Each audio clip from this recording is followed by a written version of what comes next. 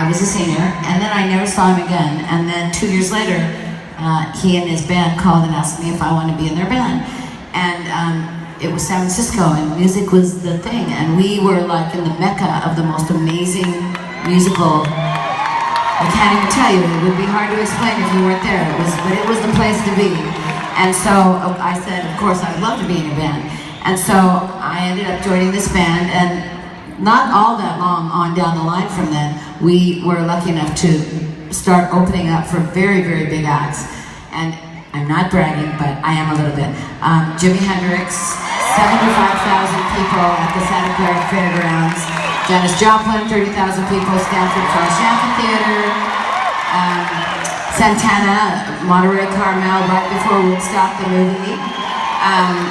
Fillmore West, Chicago for that big record. That record, right? Avalon Ballroom, Winterland Ballroom, and just add to my list because it's all coming back now. We were actually stuck in Lodi with Creedence Clearwater. So, in Lodi. It was like amazing, and the perk, of course, to being on those shows was, even if you were eighth on the bill, was that you got to sit on the side of the stage and watch those amazing artists. So that's probably where Lindsay and I learned a lot, because we did get to really like take it all in.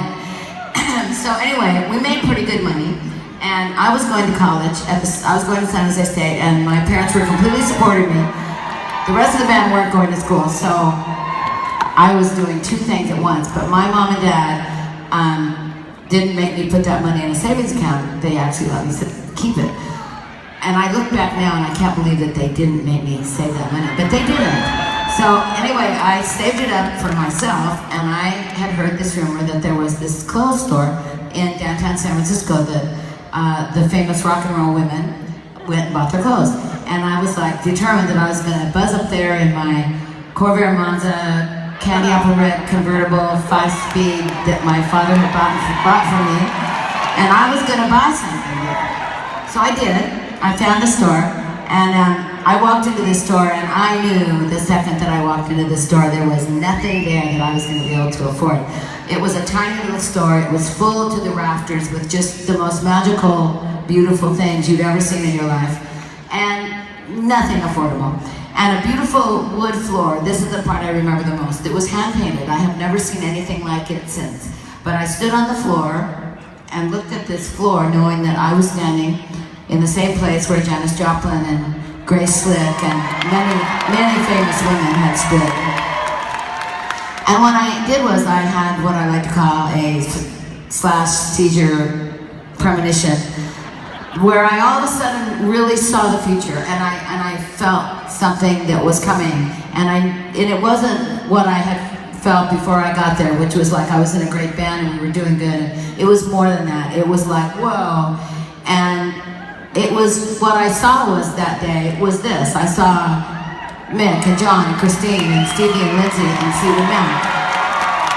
And the reason I'm telling you this story is because I want you to believe in yourselves and know that no matter what anybody says to you, that if you have a dream and you believe in it, you have a passion for it, don't ever let anybody get in your way and tell you you can't have it, because you can. You can have anything you want if you just work really hard for it, and you can get it. So anyway, this store was called the Velvet Underground. The Velvet Underground. So in your heart, live in the Velvet Underground.